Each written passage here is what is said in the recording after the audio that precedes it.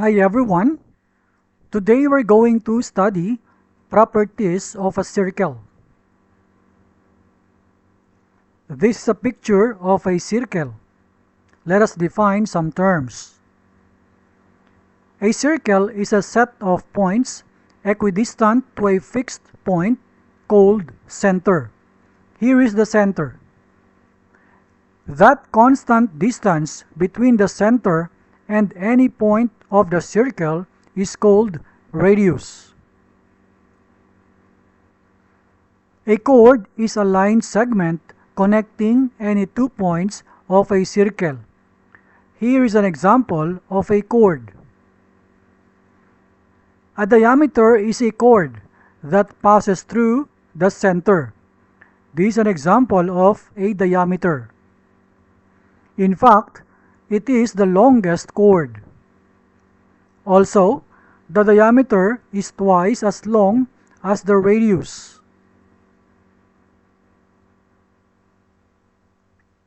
Note that the radius is a perpendicular bisector of any chord. Look at this figure here. Now, the circumference is the distance around the circle. It is the perimeter of the circle. An arc is a part or segment of the circumference of the circle. We have here an example of an arc. It starts from here and ends here. A sector of the circle is the region between an arc and two radii. This is an example of a sector. Then, segment.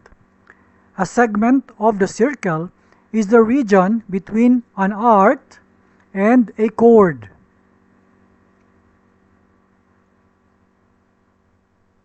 Now, let us define semicircle. A semicircle is an arc whose ends are the ends of the diameter. Then let us define tangent line to a circle. We have here the circle, and this is an example of a tangent line to a circle. There are two properties of a tangent line to a circle.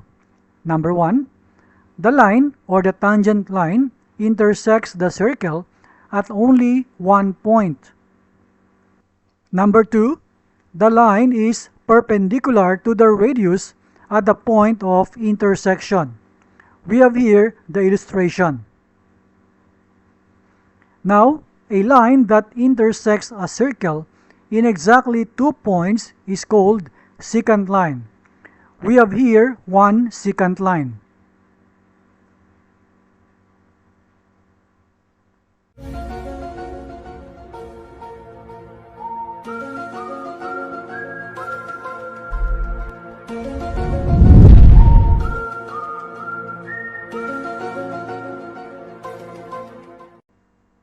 Example 1.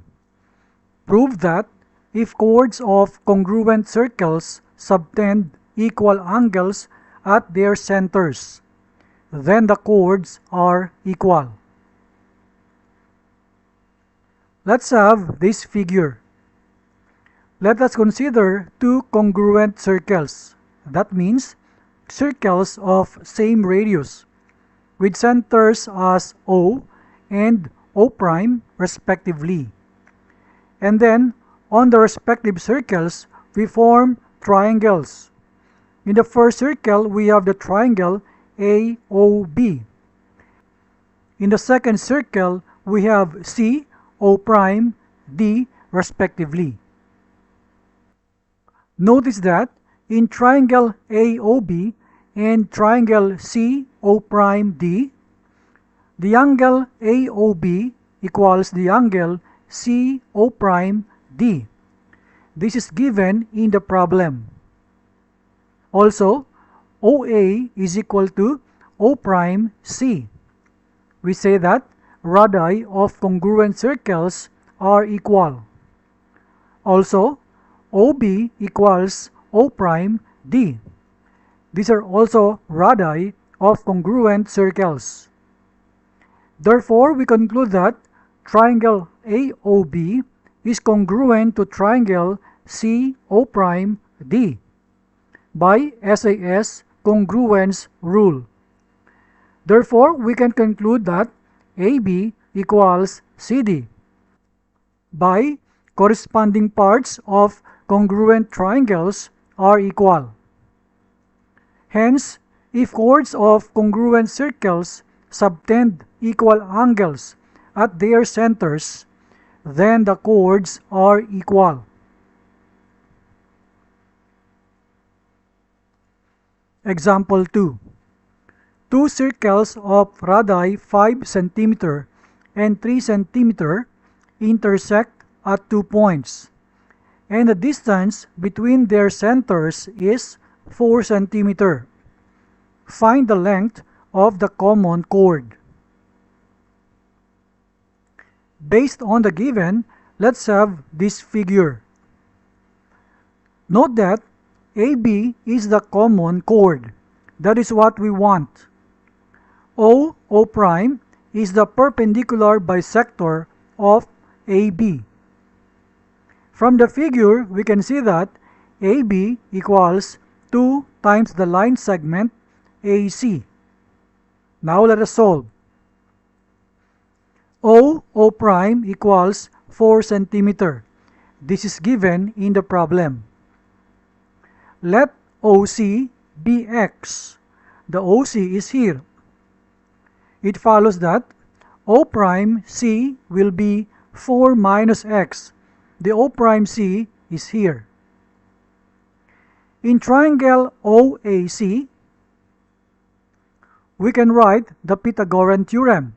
So we have the square of OA equals the square of AC plus the square of OC. Then we substitute the values. Note that this OA is the radius of the bigger circle. So we have here 5 square equals the square of AC plus x square. Let us isolate the square of AC. So 5 square becomes 25, then minus x square equals square of AC. This is equation 1. Another right triangle is here, O prime AC. We can write the Pythagorean theorem.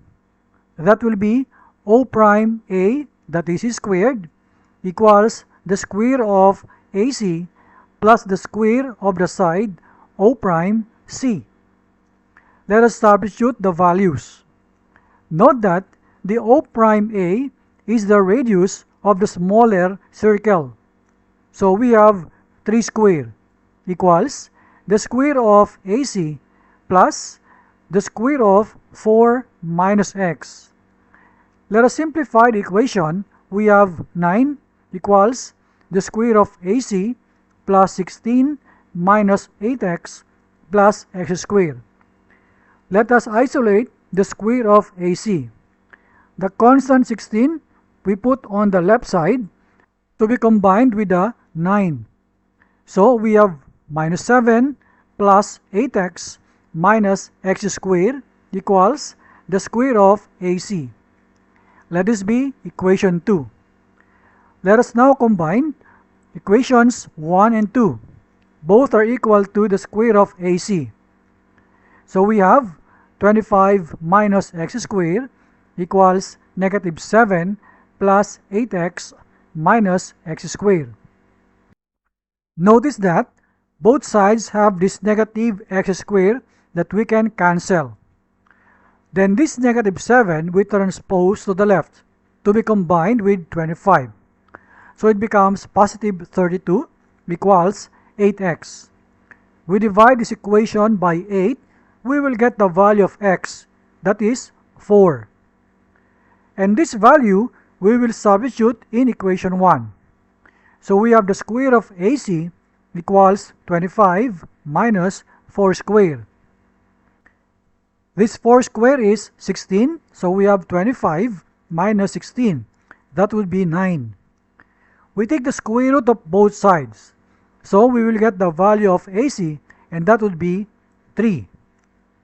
Remember that in the beginning, we want the length of the common chord, that is AB, and that will be 2 times the length AC.